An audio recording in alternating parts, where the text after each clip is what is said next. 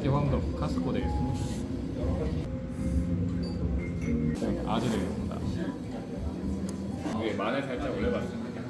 껍질도 맛있으니까 꼭 드셔보세요. 지금 가고 있는 곳은 인천 부평의 스시 오마카세집인 호시카와입니다. 비록 3년 전이지만 최근 흑백 요리사에서 우승을 한 최강록 셰프님이 방문하고 유튜브에 올렸던 곳이죠. 저도 3년 전 딱 이맘때쯤 디너로 다녀온 적이 있고요. 오픈 초창기에는 런치도 먹어봤습니다.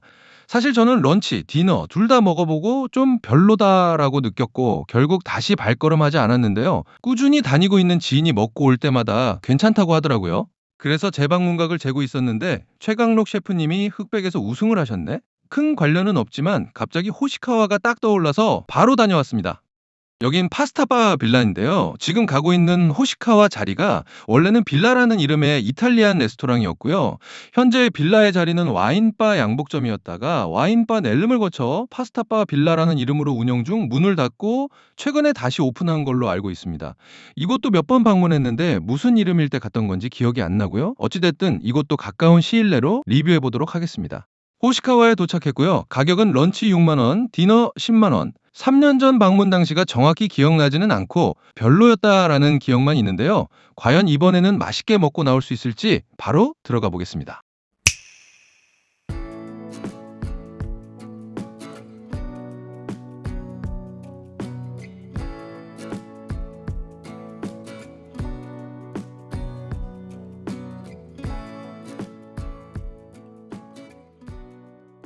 오늘 사용될 재료들이 네타 박스 안에 정갈하게 놓여져 있고요. 코스의 시작은 일본식 계란찜 차완무시입니다. 가스오부시가 반갑게 손을 흔들어주네요. 자주 보는 비주얼이지만 이 탱글한 모습을 보면 항상 입맛이 돋는 것 같고요. 계란과 가스오 육수만으로 만든 담백한 계란찜이라기보다는 단호박, 새우, 아스파라거스, 버섯 같은 여러 속재료 덕분에 숟가락을 새로 넣을 때마다 단맛이 날 때도 있고 식감과 풍미가 매번 다른 여러 바리에이션이 들어간 개성 있는 차완무시였고요. 계란찜을 먹는 동안 준비 중인 찐 전복과 개우 소스입니다. 찐 전복은 소금과 개우 소스를 함께 내주셨고요. 첫 점은 소금을 찍어 먹어봤습니다. 전복을 찌는 스타일은 업장마다 조금씩 다른데 이곳은 오랜 시간 쪄낸 완전히 부드러운 전복에 비해 비교적 짧은 시간 동안 쪄내서 식감을 살린 느낌이고요. 찰진 식감에 전복의 향이 좋았습니다. 개우 소스는 단맛이 많이 강한 편이었고요. 개인적으로는 살짝 덜 달았으면 좋았겠네요. 개우 소스가 전복을 다 먹고도 많이 남는 양인데 비벼 먹을 샤리가 같이 있었으면 하는 아쉬움도 있었습니다. 아쉬움이 남았다는 건 그만큼 맛있었다는 소리고요. 덜 달았으면 더 맛있었겠지만 비린맛 없이 충분히 맛있는 개우 소스였네요.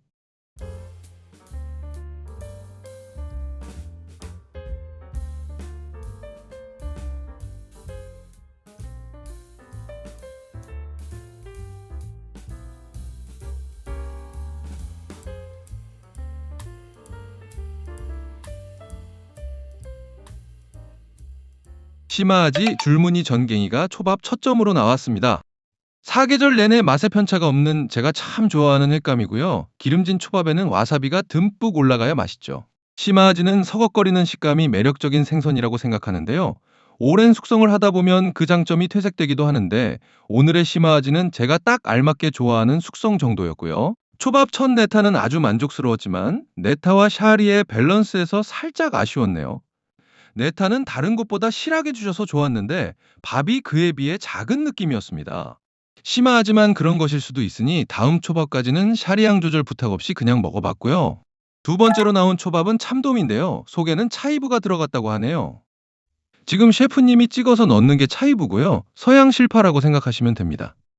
쪽파와 같이 흰살 생선 풍미의 해상도를 높이는 역할을 하면서도 파처럼 강한 향이 없어서 흰살 생선의 섬세한 맛을 덮지 않는 장점이 있죠. 보시는 것처럼 도미도 꽤 실하죠? 차이부가 들어간 도미도 정말 맛있게 먹었지만 역시 생선을 다 씹기도 전에 밥이 사라져버려서 다음 초밥부터는 샤리의 양을 늘려달라고 부탁드렸습니다.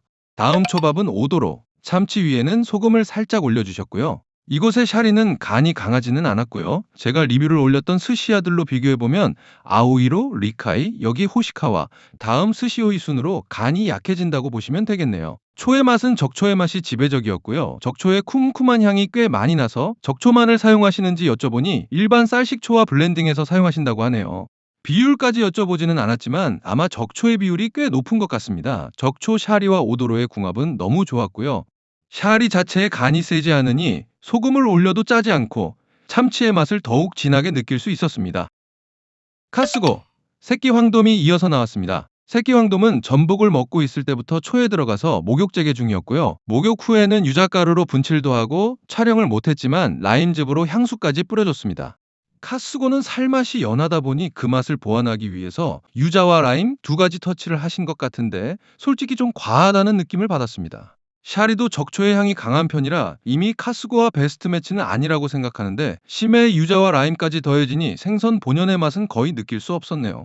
하지만 저항감 없이 부드럽게 무너지면서 샤리와 함께 어우러지는 식감만은 정말 좋았습니다.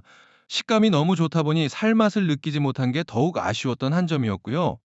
다음으로 나올 아까미 즈케고요. 아까미도 코스 초반에 간장에 들어갔다 나왔습니다.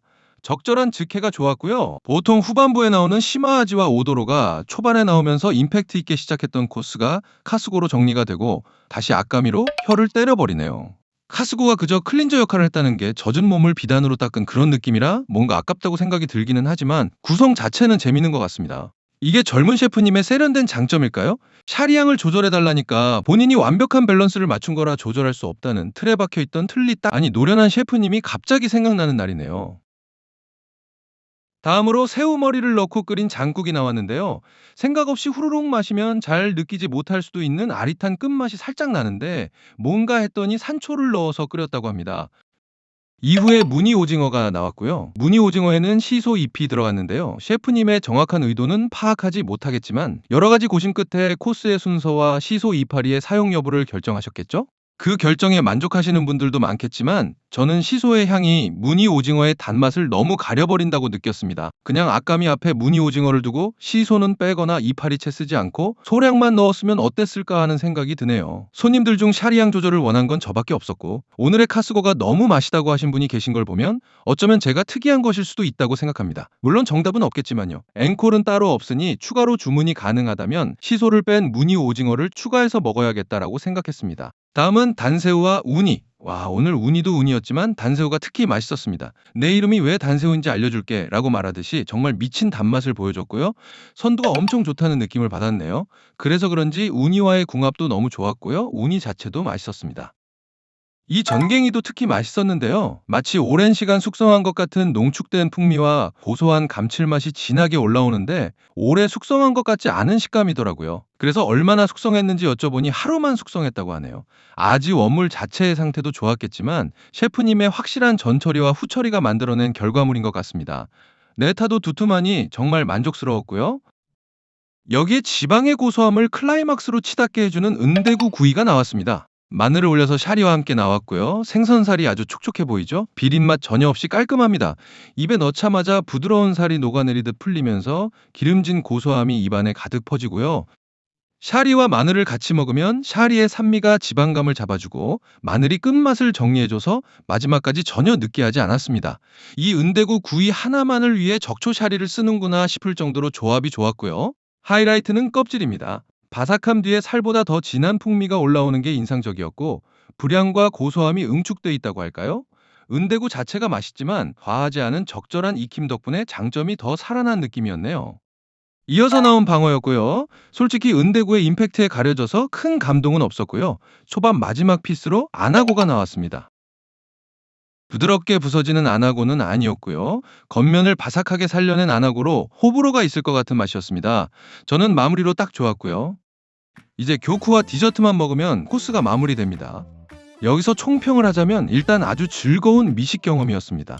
분명 아쉬운 부분도 있었지만 그건 제 입맛과 살짝 안 맞았을 뿐이지 퀄리티가 떨어지는 음식은 전혀 없다고 느꼈습니다. 오히려 6만원 런치 코스에서 이렇게 누려도 되나 싶은 가심비가 너무 좋은 구성이었고요. 이제는 3년 전의 묵은 기억은 지워지고 다시 먹으러 가고 싶은 맛집으로 기억될 인천 부평의 후시카와였습니다. 이번 영상도 시청해주셔서 정말 감사드리고요. 좋아요, 구독, 그리고 하이프까지 눌러주시면 정말 감사하겠습니다. 다음에 더 맛있는 영상으로 찾아오겠습니다. 감사합니다.